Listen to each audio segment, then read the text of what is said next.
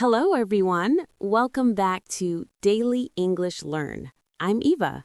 And I'm Mark. Now, before we jump into today's lesson, let me ask you something.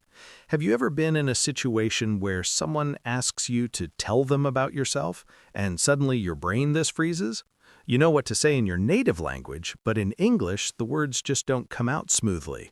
Maybe you say too much, maybe you say too little, or maybe you just feel awkward and nervous. Oh, absolutely, Mark. This happens to so many English learners. And you know what the biggest problem is? Most students think they need to memorize a perfect speech about themselves. But that's not how real conversations work. Today, we're going to teach you something different. We're going to show you how to talk about yourself naturally, comfortably, and confidently in any situation. Exactly. By the end of this lesson, you'll know how to introduce yourself without sounding like you're reading from a textbook. You'll sound natural, you'll sound friendly, and most importantly, you'll feel confident doing it. So, let's get started. All right, so let's talk about why this topic matters so much. When you meet someone for the first time in English, those first few seconds are really important. It's not just about giving information, it's about making a connection. Think about it. When you meet someone and they speak clearly and confidently, you feel comfortable talking to them, right? But if someone looks nervous or struggles with their words, it makes the whole conversation feel uncomfortable. That's so true, Eva. And here's the thing. Most English learners worry too much about grammar and vocabulary when they introduce themselves. But actually, the most important thing is sounding relaxed and natural. You don't need fancy words. You need simple, clear sentences that show who you are. And that's exactly what we're teaching today. Perfect. So let's start with the very first moment of any introduction, the greeting. Now, this might sound simple, but choosing the right greeting makes a huge difference. Let me give you an example. Imagine you walk into a job interview. You see the interviewer sitting at a desk. What would you say? Right. So in a formal situation like that, you would say something like, "Good morning," or "Good afternoon." Let's practice that.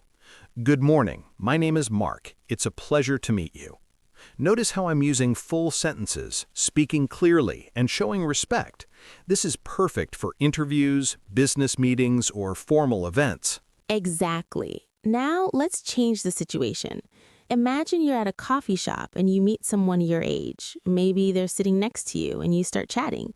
Would you still say good morning? Probably not, right? In a casual situation, you'd be much more relaxed. You might say something like, "Hey, I'm Eva. Nice to meet you." Or even simpler, "Hi, I'm Eva. What's your name?" Yes, and that's the key point here. Your greeting should match the situation. If you're too formal in a casual setting, people might think you're unfriendly or stiff.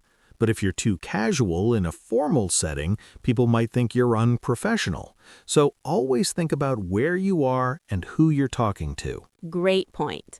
Now let's talk about how you actually say your name. This seems easy, but many students make small mistakes here. The most common way to introduce your name is simply, "I'm Eva," or "My name is Eva." Both are correct, both are natural, but there's a small difference in how they feel. Right. When you say, "I'm Mark," it sounds friendly and relaxed. It's perfect for most everyday situations.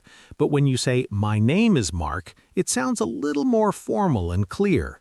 So if you're speaking to a group of people or if you're in a noisy place, "My name is Mark" helps people hear you better. Exactly. And here's another tip. When you introduce yourself, say your name clearly and don't rush. I see so many students mumble their name because they're nervous.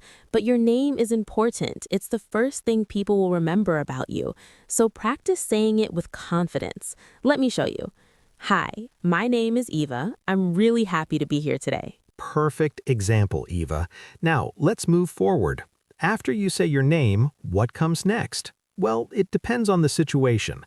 Sometimes people want to know where you're from. Sometimes they want to know what you do.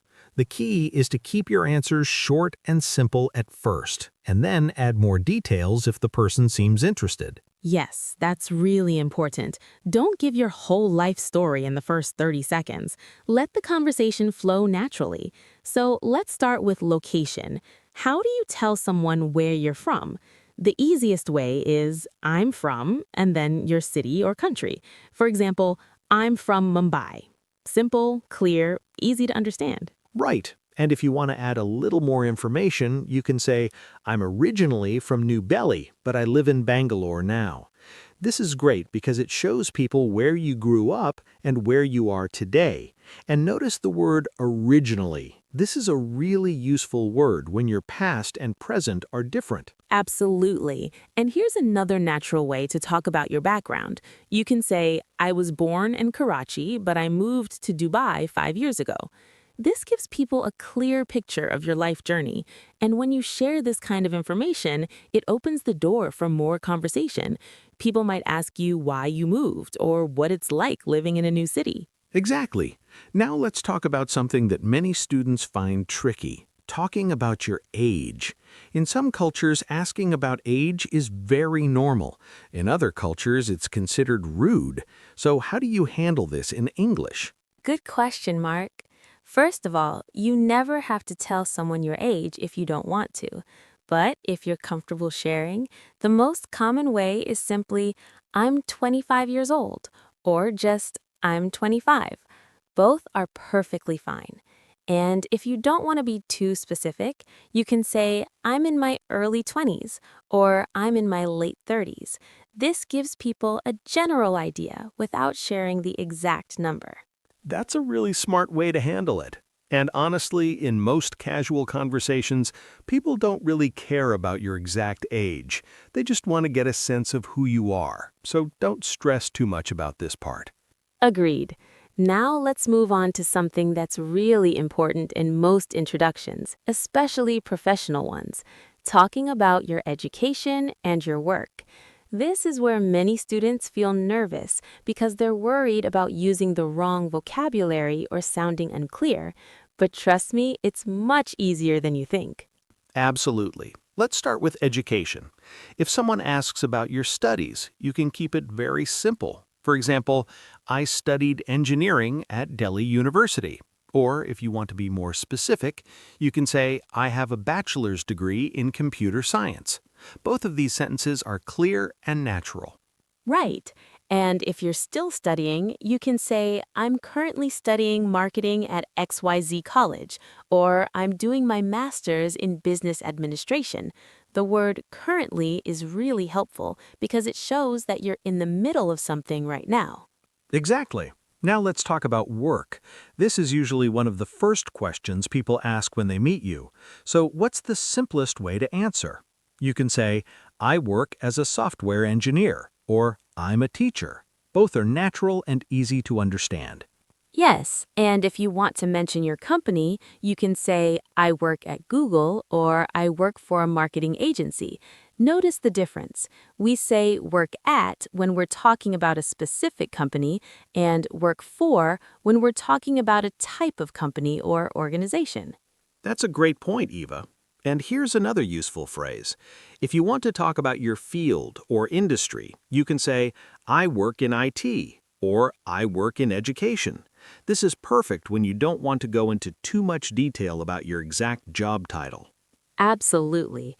And if someone asks about your experience, you can say, I've been working in sales for 6 years, or I have 5 years of experience in teaching. Both of these are natural ways to show how long you've been doing something. Perfect. Now let's talk about something a little more personal, talking about your family. Now this really depends on the situation and the culture. In some conversations, people ask about family right away. In others, it's something you talk about later. But if the topic comes up, how do you answer? Well, the simplest way is to mention your immediate family. For example, I have 2 brothers and 1 sister. Or, I live with my parents and my younger brother. These sentences are easy and give people a basic picture of your family. Right. And if you want to keep it even simpler, you can just say, I come from a small family, or we're a big family. This works perfectly when you don't want to share too many details. Exactly. And remember, you're not giving a full report about your family. You're just sharing enough to keep the conversation going. If someone wants to know more, they'll ask. Absolutely. Now let's move on to one of the most fun parts of any introduction, talking about your hobbies and interests. This is where you can really show your personality and make the conversation more interesting. Yes, I love this part because when you talk about your hobbies, you're showing people what makes you unique. So, how do you do this naturally? Well, you can say, I really enjoy reading, or I love playing cricket. These are simple and natural ways to share what you like doing. Right. And if you're really passionate about something, you can say, I'm really into photography, or I'm a huge fan of hiking. The phrases really into and huge fan of show that this hobby is important to you. Exactly. And here's a pro tip. When you mention a hobby, add one more sentence to make it more interesting. For example, I love cooking, especially trying new recipes from different countries. Or I enjoy running, and I usually go for a run early in the morning. This makes your introduction feel more personal and engaging. That's such a good tip, Eva. And you know what? This is where a lot of students make a mistake. They just list their hobbies without explaining why they enjoy them or how they do them. But when you add that extra detail, suddenly the conversation becomes much more natural and interesting. Absolutely. So now let's put everything together. Let's create a full introduction using all the parts we've talked about. Mark, why don't you go first? Sure. Okay, so imagine I'm at a networking event and someone asks me to introduce myself. Here's what I might say. Hi, I'm Mark. I'm originally from Chennai, but I've been living in Mumbai for the past 3 years. I work as a digital marketing manager at a tech company, and I've been in this field for about 7 years now. In my free time, I really enjoy playing badminton and watching documentaries. It's nice to meet you. Perfect, Mark. That was clear, natural, and confident. And notice how you didn't rush. You gave each piece of information its own moment. Now, let me give you another example. This time, let's imagine I'm at a casual party and I'm meeting someone new. Here's how I might introduce myself. Hey, I'm Eva. I'm from Bangalore and I work in education. I'm actually a teacher and I love helping students improve their English. Outside of work, I'm really into yoga and reading. I just finished an amazing book last week. What about you? Great example, Eva. And did you notice how at the end, Eva asked, what about you? This is really important. A good introduction isn't just about talking about yourself, it's about starting a conversation. So always try to end with a question or a comment that invites the other person to share as well. Exactly. Now here's what I want you to do after this lesson. I want you to write out your own introduction. Think about the situation. Is it formal or casual? Are you at work or with friends? Then use the structure we've talked about today. Start with a greeting, say your name, talk about where you're from, mention your work or studies, and share 1 or 2 hobbies. Keep it simple, keep it natural. Yes, and once you've written it, practice saying it out loud. Don't just read it silently. Actually speak the words. You can practice in front of a mirror, or you can record yourself on your phone and listen back. This is so important because you need to hear how you sound. Absolutely. And remember, the goal is not to memorize a perfect script. The goal is to feel comfortable talking about yourself in English. The more you practice, the more natural it will feel. And soon, you won't even need to think about it. The words will just come out naturally. Exactly. And one more thing. Don't be afraid to make mistakes. Even native speakers sometimes stumble when they introduce themselves. What matters is that you keep trying, keep practicing, and keep improving. Every time you introduce yourself in English, you're getting better. That's so true, Mark. So let's recap quickly. Today we talked about how to introduce yourself naturally and confidently in English. We covered greetings, how to say your name, how to talk about where you're from, how to mention your work or studies, and how to share your hobbies. We showed you that you don't need fancy vocabulary or complicated sentences. You just need to be clear, be natural, and be yourself. Perfect summary, Eva. And remember, your introduction is your first chance to make a connection with someone, so use it well. Be confident, be friendly, and be genuine. When you do that, people will want to keep talking to you. Absolutely. All right, everyone, that's it for today's lesson. We really hope this helped you feel more confident about introducing yourself in English. If you found this useful, make sure you subscribe to Daily English Learn and turn on notifications so you don't miss our next lesson. Yes, and if you have any questions or you want to share your own introduction, leave a comment below. We'd love to hear from you. Thanks so much for learning with us today. Take care, everyone. Keep practicing, and we'll see you in the next lesson. Bye for now. Goodbye, and keep speaking English with confidence.